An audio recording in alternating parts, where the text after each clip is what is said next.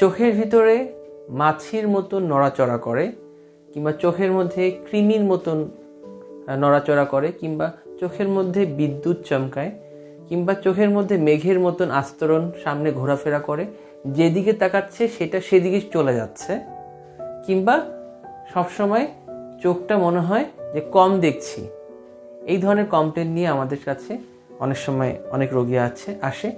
আমি doctor Mominul Islam, consultant, Ispahani Islamia eye institute hospital, retina ও uveitis department. আমি একজন রেটিনা বিশেষজ্ঞ হিসেবে বিভিন্ন জায়গা থেকে আমাকে এই রোগীগুলো রেফার করা হয় এবং এই সম্পর্কে আমাদের অনেক সমস্যায় পড়তে হয়, যে রোগীদেরকে কাউন্সেলিং করতে হয় যে কেন ডাক্তার সাহেব আমার চোখের ভিতরে এরকম মাছির মতো নড়াচড়া করে, কেন ডাক্তার সাহেব আমার চোখের ভিতরে মেঘের মতো নড়াচড়া করে, কেমন কৃমির মতন, কখনো কৃমির আকৃতি বড় হতে থাকে, কখনো একটা জায়গা থেকে দুইটা হয়, আগে ছিল একটা আর পরে হয়েছে আরো তিনটা, চোখের ভিতরে কৃমির মতন এরকম কৃমির মতন নড়াচড়া করে, কখনো মাছির মতন গোল্লা গোল্লা, কখনো মেঘের মতন আস্তরণ। এই জিনিসটা যদি একটু বোঝার জন্য চেষ্টা করি, যে আপনাকে বুঝতে হবে যে আসলে চোখের ভিতরে কোন কারণে এই সমস্যাটা হচ্ছে, কি জন্য এই জিনিসটা হচ্ছে, এই জিনিসটা আমাকে জানতে হবে। আমি ডাক্তার মমিনুল ইসলাম, আমার এই সম্পর্কে অনেক ভিডিও আছে। আমার ডাক্তার মমিনুল ইসলাম ইউটিউব যে চ্যানেলটি, ওটা সাবস্ক্রাইব করলে এটা আই ফ্লোটার্স কিংবা চোখের মধ্যে বিদ্যুৎ চমকায় এই নামে অনেকগুলো ভিডিও আছে, আপনারা এটা সাবস্ক্রাইব করতে পারেন। অথবা চোখের সেবা ভিডিওটা, চোখের সেবা যে ফেসবুক পেজটা, ওটাও ফলো করতে পারেন। তাহলে আপনি চোখ সম্পর্কে যেই সমস্যাগুলো সেগুলো সম্পর্কে অনেক তথ্য আপনারা পেতে পারেন। যদি আমরা এটা চোখ মনে করি, চোখের সামনে একটা কর্নিয়া থাকে, তারপরে চোখের ভিতর কর্নিয়া, তারপরে একটা লেন্স যেটাতে আমরা দেখি, এটা হচ্ছিল লালটা হচ্ছিল রেটিনা, লালটা দেখেন রেটিনা, এখানে আলো পড়ে আমরা ছবি তৈরি হয় এবং পিছনে অপটিক নার্ভ স্নায়ুতন্ত্রের মাধ্যমে চোখের ব্রেনে চলে যায়। আর এই যে এই ভিট্রিয়াস যে অংশটা দেখছেন চোখের মধ্যে, এটা জেলি লাইক সাবস্টেন্স, জেলির মতন থাকে। হ্যাঁ, এটা চোখটাকে যদি 6টা ভাগ করা হয়, তার মধ্যে 5টা ভাগই হলো এই জিনিসটা। এটা স্বচ্ছ একটা জেলি, যা চোখের আর্কিটেকচারটাকে মেনটেন করে, চোখের যে গোলাকার এই জিনিসটাকে মেনটেন করে। এটা কোনো কারণে নষ্ট হয়ে গেলে কিংবা আস্তে আস্তে ড্যামেজ হয়ে গেলে, এই ভিট্রিয়াস যদি কোনো কারণে আস্তে আস্তে ড্যামেজ হয়ে যায় কিংবা এটা ইনফেকশনে চোখ নষ্ট হয়ে যায়, তাহলে চোখটা আস্তে আস্তে চুপসায় যাবে, চোখটা ছোট হয়ে যাবে। হ্যাঁ বন্ধুরা, আমি যেটা বলতে চাচ্ছি যে আমাদের যে চোখের ভিতরে যে মাছির মতন যে জিনিসটা আপনারা দেখেন, কিংবা চোখের ভিতরে মেঘের মতন যে আস্তরণটা দেখেন, চোখের মধ্যে যে জিনিসটা বিদ্যুৎ চমকায়, সেই সমস্যাটা এই অংশে হয়ে থাকে, এই ভিট্রিয়াস এই অংশের মধ্যে হয়ে থাকে।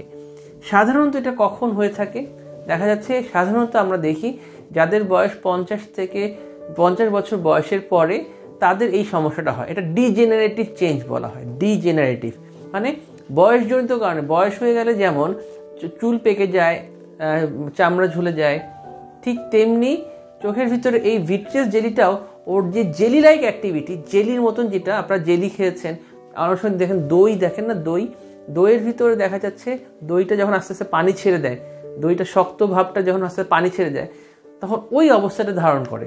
এই চোখের এই জেলি লাইক যে সাবস্টেন্সটা, এটা যখন অনেকটা পানি লিকুইফাইড হয়ে যায়, তখন এই চোখটা, এই জিনিসটা ভিট্রিয়াসটা চোখের ভিতরে অনেক নড়াচড়া করে।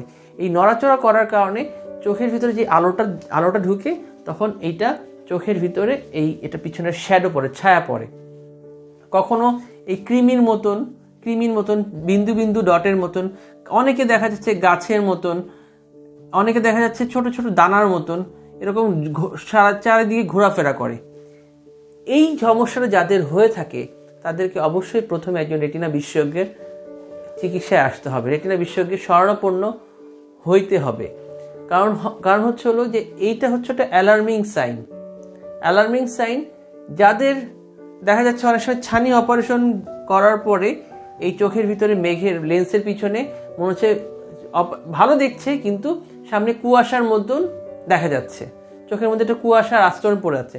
চোখের এই অংশটা যদি কোনো কারণে লিকুইফাইড হয়ে যায়, তাহলে এই সমস্যাটা হতে পারে। 2 নাম্বার, চোখের এই পিছনে রেটিনাটা যদি ছিঁড়ে যায়, তাহলে যেটাকে বলে রেটিনাল ডিট্যাচমেন্ট, RD লিখছি, রেটিনাল ডিট্যাচমেন্ট যদি হয়ে থাকে, তাহলে এই মেঘের মতন আস্তরণ কিংবা মাছির মতন নড়াচড়া করে এই সমস্যাটা হতে পারে। হতে পারে। আরেকটি হচ্ছে ইউভিএটিস নামে একটা অসুখ আছে, চোখের প্রদাহ। চোখের প্রদাহ মানে চোখের মধ্যে ইনফ্লামেশন।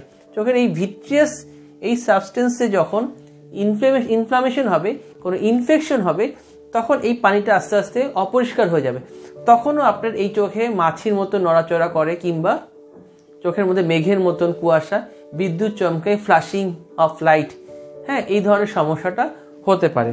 অথবা কোনো কারণে আঘাত পেলে, ইনজুরি, ক্রিকেট খেলছেন, বল এসে বাড়ি খেলো, ব্যাডমিন্টন খেলছেন, কর্ক এসে বাড়ি খেলো, কেউ থাপ্পড় দিল, কেউ কানপট্টির নিচেটা বাড়ি দিল, অনেক সমস্যা হতে পারে। দেখা যাচ্ছে স্কুলে বাচ্চারা খেলতে খেলতে কেউ কাউকে বাড়ি দিল, কিংবা কোনো জিনিস কলম দিয়ে আঘাত মারলো, কিংবা বন্দুক দিয়ে গুলি করলো, বন্দুকের গুলিটা চোখের উপরে এসে বাড়ি খেলো, কিন্তু চোখের দৃষ্টি কমে যায় না, কিন্তু এই ভিট্রিয়াস যে সাবস্টেন্সটা, ওর জেলি লাইক যে প্রপার্টিটা আস্তে আস্তে কমে গেল, মানে ওর পানি পানি ভাবটা চলে আসলো, পানি ছেড়ে দিল, তখন এই চোখ ভিট্রিয়াসটা আস্তে আস্তে নড়াচড়া করে। আর একটা জিনিস হতে পারে, যারা মাইনাস পাওয়ারে চশমা পড়ে, যারা মাইনাস পাওয়ারের কি বলে, মায়োপিক মাইনাস পাওয়ারে চশমা পড়ে, -1 থেকে -20, তাদের ভিতরে যে ভিট্রিয়াস চোখের সাইজটা অনেক বড় থাকে, আর ভিট্রিয়াসটা চোখের ভিতরে নড়াচড়া করে। চোখের এইটাও একটা বড় ইম্পর্টেন্ট প্রবলেম, মানে গুরুত্ব দিতে হবে। কারণ হচ্ছে হলো, যাদের মাইনাস পাওয়ারের চশমা পরে এবং যারা মাইনাস পাওয়ারে ভুগছেন, তাদের চোখের ভিতরে রেটিনাতে কিছু দুর্বল জায়গা থাকে, এটাকে আমরা ল্যাটিক্স কিংবা পেরিফেরাল ডিজেনারেশন। এই পেরিফেরাল ডিজেনারেশন কিংবা ল্যাটিক্স, এই জায়গাগুলোতে এই ভিট্রিয়াসগুলো যে বাড়ি দেয়, যার বারবার বাড়ি দিতে থাকে, বাড়ি দেওয়ার পরে এই দুর্বল জায়গাগুলো, রেটিনার এই দুর্বল জায়গাগুলোতে আস্তে আস্তে এই দুর্বল জায়গাটা আস্তে আস্তে বড় হতে থাকে। তখন এই ভিট্রিয়াস যেই সাবস্টেন্সটা, এটা আস্তে আস্তে পানি পানি ভাব, যেটা এই পানিগুলো এই রেটিনার এই দুর্বল জায়গা দিয়ে ভিতরে ঢুকে যায়, ভিতরে ঢুকে রেটিনার পিছনে চলে যায়। রেটিনাটা পর্দাটা আস্তে করে ছিঁড়ে চলে আসে, রেটিনার পর্দাটা আস্তে করে রেটিনার পর্দাটা ছিঁড়ে আসলে তখন মানুষের দৃষ্টি কমে যায়। এই জন্য যারা মাইনাস পাওয়ারে চশমা পড়ে, তাহলে ওদেরকেও প্রতি 6 মাস পর চোখের পাওয়ার চেক করার সাথে সাথে একজন রেটিনা বিশেষজ্ঞের মাধ্যমে চোখের রেটিনাটাও পরীক্ষা করতে হবে, যেন তার চোখের ভিতরে কোনো দুর্বল জায়গা আছে কিনা, কিংবা ল্যাটিস আছে কিনা। সুতরাং যাদেরই চোখে এরকম মাছির মতো নড়াচড়া করবে কিংবা এরকম বিদ্যুৎ চমকাবে, তাদেরকে অবশ্যই এটা রেটিনা বিশেষজ্ঞের মাধ্যমে চোখটাকে পরীক্ষা করতে হবে, যেন এখান থেকে বড় কোনো সমস্যা না হয়। যদি যেই সমস্যার কথাগুলো বললাম, সেই সমস্যা যদি কিছুই না থাকে, তাহলে আপনাকে এই অসুখটা, যেই মাছির মতো নড়াচড়া, এটা আপনাকে আস্তে আস্তে সময় দিতে হবে, এটা আস্তে আস্তে চলে যেতে সময় লাগবে, এটাকে ইগনোর করতে হবে। যদি সমস্যা থাকে, মনে করেন যদি ক্যাটারাক্ট সার্জারি করার পর যদি এই ভিট্রিয়াসের সমস্যা বেশি থাকে, তাহলে ভিট্রেক্টমি করে এই পানিটাকে পরিষ্কার করে দিয়ে নতুন পানি ভিতরে দেওয়া যেতে পারে। ভিট্রেক্টমি একটা অপারেশন, অথবা লেজার ট্রিটমেন্টের মাধ্যমে এই ভিট্রিয়াসের যেই জায়গাগুলা ঘন হয়ে গেছে, সেগুলো লেজার করে ওটা আস্তে আস্তে ভ্যানিশ করে দেওয়া যেতে পারে। অথবা যদি আরডি সার্জারি হয়ে থাকে, যদি রেটিনাল ডিটাচমেন্ট হয়ে থাকে, তাহলে রেটিনাল ডিটাচমেন্ট সার্জারির মাধ্যমে পর্দাটা জোড়া লাগায় দেওয়া যেতে পারে। যদি ইউভিএটিস হয়ে থাকে, তাহলে ইউভিএটিসের চিকিৎসা, ইউভিএটিস নিয়ে আমার ভিডিও আছে, আপনারা ডাক্তার মমিনুল ইসলাম ইউটিউব চ্যানেলটি যদি সাবস্ক্রাইব করেন, তাহলে আপনি দেখবেন ইউভিএটিস নিয়ে অনেক ভিডিও আছে, ওটা দেখে আপনি ইউভিএটিস রোগ সম্পর্কে অনেক ধারণা পেতে পারেন। কারণ ইউভিএটিস একটি খুব জটিল অসুখ, যাদের বাতের ব্যথা থাকে তাদের এই সমস্যা বেশি হয়ে থাকে। তাছাড়া চোখের যক্ষার কারণেও এই সমস্যাটা হতে পারে। আর চোখে ইনজুরি যদি কারণে কোনো সমস্যা হয়ে থাকে, তাহলে এই চোখের ভিতরে ভিট্রেক্টমি অপারেশনের মাধ্যমে এটা সমাধান করা যেতে পারে। আর যেটা হলো, যদি মাইনাস পাওয়ারের রোগীদেরকে এই সমস্যা থাকে, তাহলে লেজার ট্রিটমেন্টের মাধ্যমে ওই সমস্যাটা সমাধান করা যেতে পারে। কিন্তু মাথায় রাখতে হবে, এটা আস্তে আস্তে চলে যাবে, কিংবা মাঝে মাঝে এটাকে ইগনোর করতে হবে, আস্তে আস্তে চলে যাবে। নিউরো অ্যাডাপ্টেশন, আপনি একই জিনিস যখন প্রতিদিন দেখছেন, এটা আস্তে আস্তে ব্রেইন এটাকে অ্যাবজর্ব করে নেবে, যে মনে করবে এটাই স্বাভাবিক। আজকে যদি আমার চেহারাটা মানুষের মতন না হয়ে অন্য কিছু পশু পাখির মতন হতো, এটাই স্বাভাবিক আপনাদের কাছে মনে হতো। ঠিক তেমনি যখন 2 থেকে 3 মাস 6 মাস যখন এই চোখের ভিতরে এই জিনিসটা নড়াচড়া করছে, চোখের ব্রেইন এটাকে আস্তে আস্তে নর্মাল মনে করে। This is called neuro adaptation. অথবা আরেকটা ন্যাচারাল ট্রিটমেন্ট আছে, যেটা রিসেন্টলি একটা পাবলিকেশনে দেখা গেছে, 2-3টা পাবলিকেশন আমি পড়ে দেখেছি, যেটা জার্নাল অফ আমেরিকান একটা জার্নাল আছে, যেটা হচ্ছে new journal of American science. ওখানে 1000 মানুষের উপর ওরা চেক করেছে, রিসার্চ করেছে। তারা আনারস, আমি আনারসের ছবি একটা এঁকে রেখেছি, আনারসের ছবিটা যদিও খুব একটা সুন্দর হয়নি, তারপর আঁকার চেষ্টা করছে। আনারসের মধ্যে ব্রোমোলিন নামে একটা এনজাইম আছে, যেই এনজাইমটা অ্যান্টি ইনফ্লামেটরি হিসেবে কাজ করে, ইনফেকশনটাকে কমানোর চেষ্টা করে। অনেক সময় আমাদের গুরুজনরা বলে আনারস খেলে জ্বর কমে যায়, কারণ এটাকে ইনফ্লামেশনটাকে হেল্প করে। এই ব্রোমোলিন এনজাইমটা অনেক সময় চোখের ভিতরে এই ভিট্রিয়াসের যে ফ্লোটার্সটাকে, এটাকে আমরা ফ্লোটার্স বলি, কিংবা বিদ্যুৎ চমকানো আপনি যে বলেন, কিংবা ক্রিমির মতন, যে নামেই বলুন না কেন, এই আনারস আপনাকে এই সমস্যাটা অনেকাংশে সমাধান করে। দেখা গেছে তারা রিসার্চ করেছে 1000 মানুষের উপরে। তারা কিছু মানুষদেরকে, যাদের সিঙ্গেল ফ্লোটার, সিঙ্গেল মাছি দেখা যায়, তাদেরকে 100 গ্রাম, আর যারা মাল্টিপল দেখা গেছে তাদেরকে 200 থেকে 250 গ্রাম করে আনারস প্রতিদিন লাঞ্চের পর খেতে বলা হয়েছে। 90 দিন পর্যন্ত তারা এই স্টাডিটা করেছে। যারা 90 দিন খেয়েছে, দেখা যায় 30 থেকে 45% রোগীদের দেখা যাচ্ছে, যাদের বেশি ছিল তাদের কমে গেছে, একটা সিঙ্গেল ফ্লোটার্সের মতন চলে আসছে। যাদের সিঙ্গেল ফ্লোটার্স ছিল, সিঙ্গেল মাছি ছিল, এটা আস্তে আস্তে ডিমিনিশ হয়ে গেছে। 90 ডেজ ওরা চেষ্টা করছে, 30 to 40% চলে গেছে।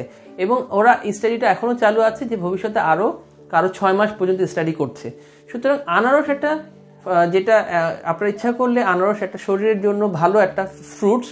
সুতরাং এটা একটা ন্যাচারাল জিনিস, ট্রিটমেন্ট। আপনার ইচ্ছা করলে বাসায় প্রতিদিন লাঞ্চের পরে 1 ফলা কিংবা 100 গ্রাম থেকে 200 গ্রাম আনারস খেতে পারেন। এবং খেলে শুধু এই ফ্লোটার্স না, আপনার যদি ইউভেটিসের সমস্যা থাকে, এটা অনেক অংশে সমাধান হয়ে থাকবে। ডায়াবেটিস রোগীদের জন্য কিন্তু আনারস খুব একটা ভালো খাবার, এটা আমি যতটুকু জানি। সুতরাং আপনার আনারস খেলেও ন্যাচারাল পদ্ধতিতে অনেকাংশে এই ফ্লোটার্সটা অনেকাংশে কমে যেতে পারে। কেন? কারণ আমারও কি চোখের ভিতরে এই ফ্লোটার্সের সমস্যা ছিল। আমি যখন এই স্টাডিটা দেখেছি, আমি 1.5 মাস এটা খাওয়ার পরে আমার কাছে মনে হচ্ছে আমি একটু বেটার ফিল করেছি। সো এটা একটা ন্যাচারাল প্রসেস, এবং এটা ব্রোমোলিন একটা এনজাইম ওরা দেখেছে। আপনারা এই পদ্ধতিতে অনেকাংশে সমাধান পেতে পারেন, কিন্তু মাথায় রাখতে হবে, এটা ধৈর্য ধরতে হবে। অনেক দিন ধরে এটার আস্তে আস্তে ইগনোর করতে হবে, এটা আস্তে আস্তে অ্যাডাপ্টেশন করতে সময় দিতে হবে। এটা হচ্ছে মেইন চিকিৎসা। আর যেই সব কারণে এই ফ্লোটার্সটা হচ্ছে, সেই সমস্যার সমাধানের জন্য চক্ষু বিশেষজ্ঞ কিংবা রেটিনা বিশেষজ্ঞ অথবা ইভিএটিস বিশেষজ্ঞের শরণাপন্ন হতে হবে।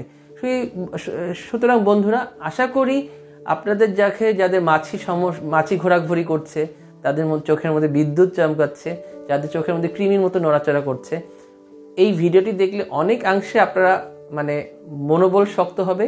অনেকেই একটু বিষণ্ণতা থেকে নিজেকে ভালো হতে পারবেন, কারণ আসলে এর চিকিৎসা আছে এবং এটা আস্তে আস্তে ভালো হয়ে যাবে যদি সঠিক সময় সঠিকভাবে চিকিৎসা করা যায়।